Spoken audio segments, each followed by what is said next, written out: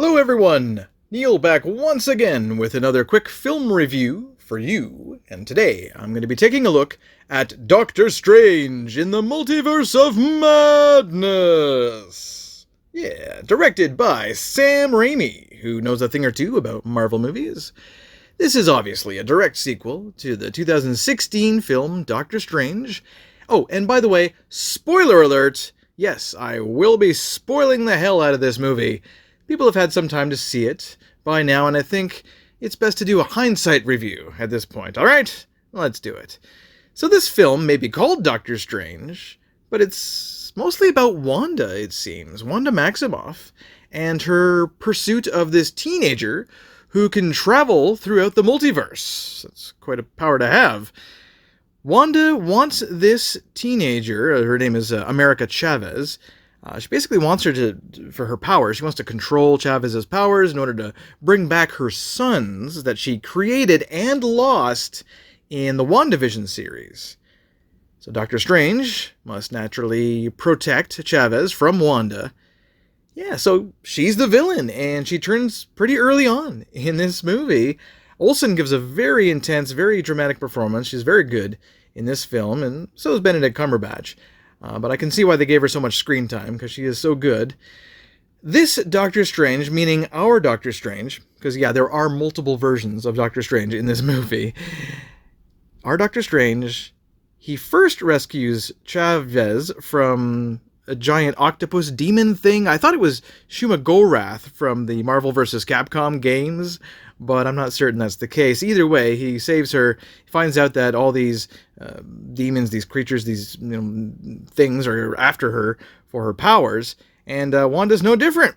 So when Strange refuses to give up Chavez to Wanda, Wanda winds up going to Camartage, which is the HQ of the Masters of the Mystic Arts, and kills several people.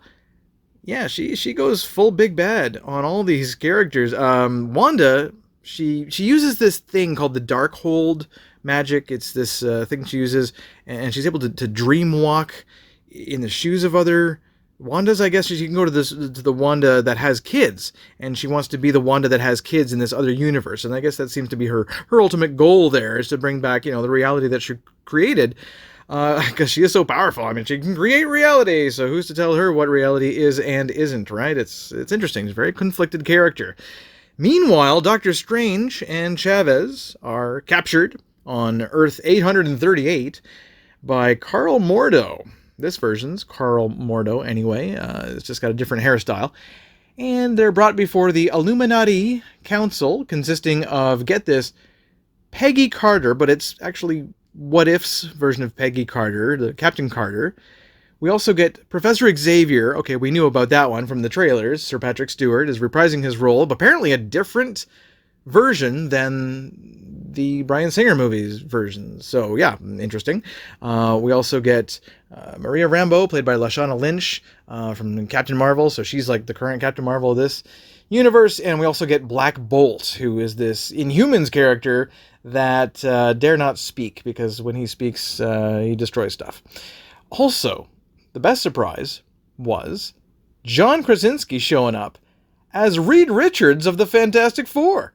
I thought that was super cool. I was like, oh, nice. Okay, well, they might as well use these characters, right? I mean, why not? So this Illuminati Council, they wind up explaining to Doctor Strange that, using this Darkhold magic power, it causes this universe-destroying incursion, as they call it. And next thing you know, Wanda shows up and kills the whole council, except for Mordo and Strange and Chavez. They get away.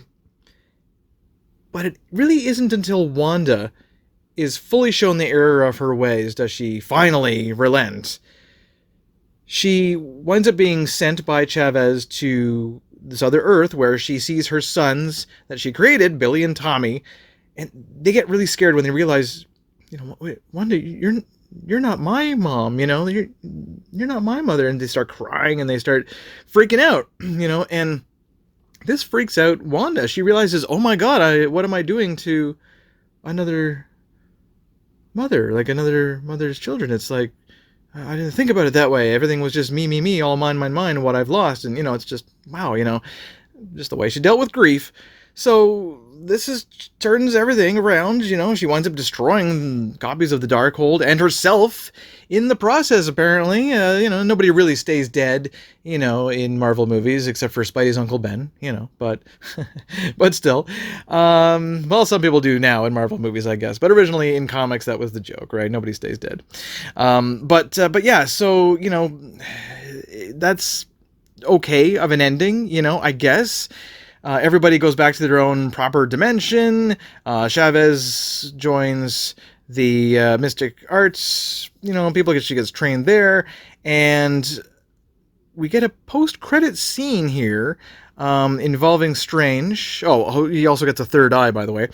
Strange, in the mid-credit scene, though, he winds up bumping into Charlize Theron, who plays this character called Klee. And she's some kind of sorcerer. I've never really heard of her. But yeah, she's like the sorceress, I guess, that leads Strange into the dark dimension to fix some kind of incursion. So, okay, I mean, that's where Dormammu lives, and I believe she's related to Dormammu, who's the just giant ruler of the dark dimension, as we saw in the first Doctor Strange movie.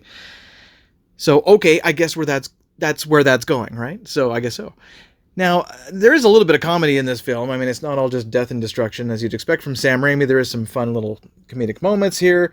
Wong is pretty funny. He gets a few amusing moments, as does Bruce Campbell, who shows up doing Pizza Papa, advertisements. He's hilarious, Bruce Campbell. You knew he would show up in a Sam Raimi movie. You just had that feeling, and it's a nice little surprise.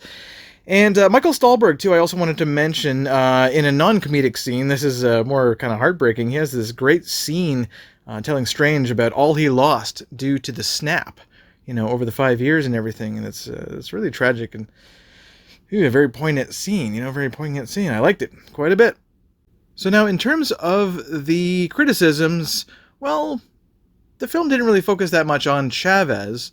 And I guess I was kind of critical of that and kind of thankful of that, because the movie was really more about Wanda, right, and her pursuit of the power. But the question for me was, is Wanda, her turning so early in the film, I mean, that works with the continuity of the post-credit scene in WandaVision, where she's playing with the dark power and she can hear her kid. So that was like foreshadowing then.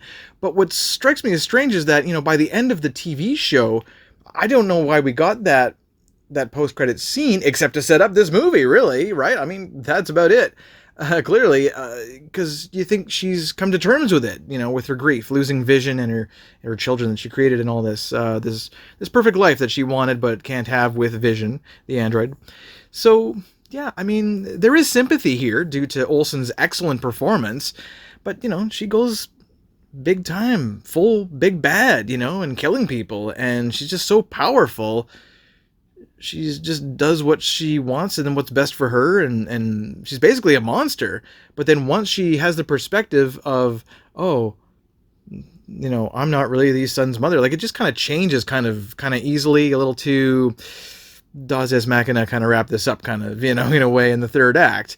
It's a very conflicted character, very interesting character, great performance, but it is very strange, it's very strange kind of how her grief kind of goes back and forth. I'm starting to wonder if the Darkhold magic is actually to blame, and it's actually controlling her, influencing her decision, seducing her to the dark side, if you will.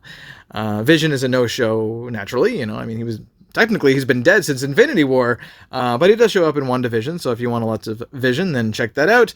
And I think the White Vision is actually still out there, whatever his deal is. Cumberbatch, yeah, back to the lead actor of this film. Cumberbatch is great, as always, playing different versions of Strange, this dark version and this undead version and stuff, and, it's interesting, but he's great. I love his accent. He's great as always. So the whole cast is excellent. The movie is interesting, but I wasn't that crazy about the third act. I still recommend the film. I'm going to give it a 7 out of 10. So, yeah, worth watching once anyway. I mean, fun while I was watching it. Afterwards, it was kind of like, not really thinking about it too much, It was impressive at times. The score was great, the visual effects, of course, and sound effects, everything, that was all top-notch. But, yeah, just the story kind of lost it in the third act, I thought, for me. But otherwise, pretty good Marvel movie. huge hit at the box office as well. Alright guys, that's all for me. Neil Temple signing off. Thanks once again for tuning into this film review. Hope you're all doing well out there, and until next time, peace.